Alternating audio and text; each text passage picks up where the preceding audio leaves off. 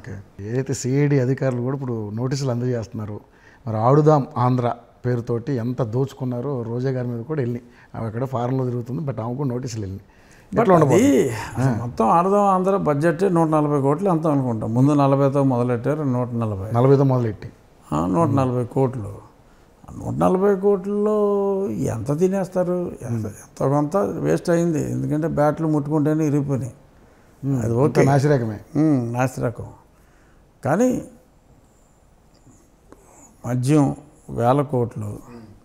So వాటితో compare చేస్తే, ఒక రకంగా వాటితో కంపేర్ చేస్తే ఇది టూ స్మాల్.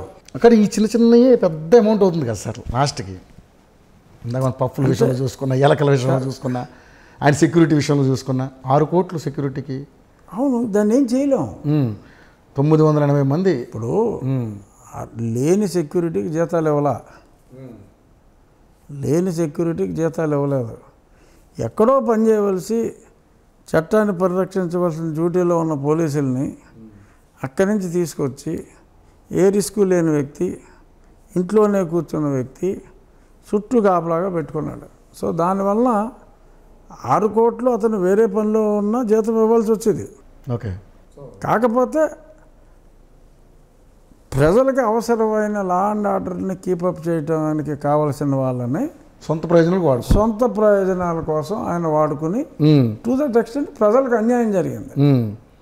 సో అక్కడ మనం శిక్షించలేము, పఫ్ఫుల్లో ఏమి శిక్షించలేము. ఇప్పుడేమో లెక్కేలేము ఎన్ని తిన్నారని. బిల్లు పెట్టారు, డబ్బులు ఇచ్చారు. సో నిజంగా సప్లై చేయలేదంటే ఎవడో చూడలేడు కదా. సో అలాంటివన్నీ పెట్టి ఇష్యూలు, తప్పు జరగకూడదు, కానీ వాళ్ళు అలరవడానికి ఉపయోగపడతాయి తప్ప కేసులు పెట్టడానికి ఉపయోగపడవు. బట్ కేసులు పెట్టవలసినవి ల్యాండు, శాండు, మైను ఇలాంటివి బోళ్ళు ఉన్నాయి. సో అక్కడ పెట్టాలి. సో శాండ్ విషయం లేదంటే అసలు పెద్ద చేపను వదిలేసి పిత్త పరుకులు పెట్టినట్టు ఉంటుంది. కానీ ఇదే ఇప్పుడు మద్యం పాలసీ గురించి మనం మాట్లాడేది దాక ఏంటి సార్, ఎటువంటి యాక్షన్ తీసుకోబోతున్నారు? అంటే ఇప్పుడు కొత్తగా తెలియదు మరి ఎటువంటి యాక్షన్ తీసుకుంటారు. ఎందుకంటే వాసుదేవరెడ్డి గారు ఎన్నాళ్ళు దొరకలేదు, మొన్నే దొరికాడు అన్నారు. మళ్ళీ ఏదో బెయిల్ మీద వెళ్ళిపోయాడు, మళ్ళీ పిలిచినప్పుడు రావాలన్నారు. చూడాలి మరి ఫైనల్గా ఏమవుతుంది అన్నది. ఓకే, చూడాలి. సో ఇసుక గత ప్రభుత్వంలో చూసాం ఎంత దారుణమైన సిచ్యువేషన్లోకి ఉందో. అంటే మీరు అన్నట్టుగా శాండు, ల్యాండు, మైను, వైన్ అన్నీ కూడా అన్యక్రాంతం అయిపోయినాయి. సో ఏంటి సార్ ఇప్పుడు శాండ్ మీద ఒక నిర్దిష్టమైనటువంటి ప్రక్రియ మీరు స్టార్ట్ చేయబోతా ఉన్నారు మీ ప్రభుత్వం? ఏదో అది యాక్చువల్గా ఫ్రీ శాండ్ పాలసీ అన్నారు. అంటే ఆ టైటిల్ కూడా అంత కరెక్ట్ కాదు, ఫ్రీ కాదు, తవ్వకం కాస్ట్ ట్రాన్స్పోర్ట్ పడుతుంది. ఓకే. సో దాన్ని ఉచిత ఇసుక అంటాం కన్నా అది మరి కాస్ట్ ఇసుక మరి ఏదైనా సరైన పేరు చూసుకోవాలి. ఉచిత ఇసుక అనగానే తేడా కొడుతుంది. ఉచిత భోజనం లాగా ఇసుక మన ఇంటికి కావాలంటే ఇచ్చేస్తారేమో అనుకుంటారు కొంతమంది. ఎవరైనా అంతే అనుకుంటారు. అక్కడ కూడా తవ్వకానికి మరి టానికి 200, 300 అవుతుంది. ఊరికే రాదు కదా, మిషన్ పెట్టాలి, తవ్వాలి. సో అది గత 2 నెలలుగా ఇసుక విషయంలో ఇబ్బందులు ఉన్నమాట వాస్తవం. మరి ఇవాళ పేపర్లో చూసా వచ్చే నెల 11 నుంచి ఇసుక పథకం అన్నారు. అవును. అంటే మరి ఈ 2 నెలల్లో ఏ పథకం రన్ అయిందో మరి నాకైతే ఐడియా లేదు. మరి నేను ఆల్రెడీ స్టార్ట్ అయిందేమో అనుకున్నా. ఉచిత ఇసుక వచ్చే నెల 11 నుంచి అని చూసా.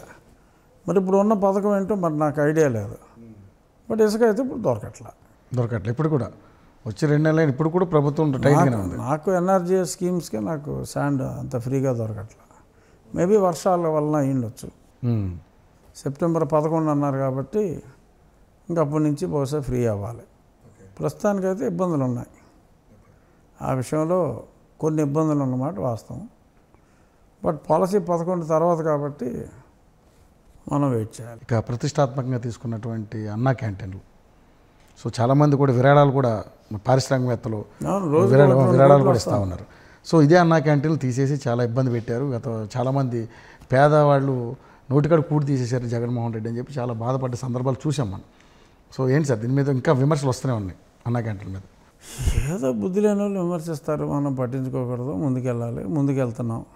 వెళ్తున్నారు. నాకు కూడా నా నియోజకవర్గంలో 2 శాంక్షన్ చేశారు.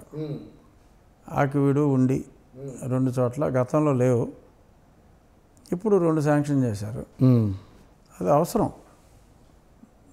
పేదవాడికి లేనివాడు వచ్చి తింటాడు, ఉన్నవాడు ఎవడో తినడు, ఎవడో బెంచ్ కారులో లేకపోతే కారులో వచ్చి తినరు. ఎంతోమంది ఉన్నారు తినలేక. సో అటువంటి వాళ్ళందరికీ అది అవసరం.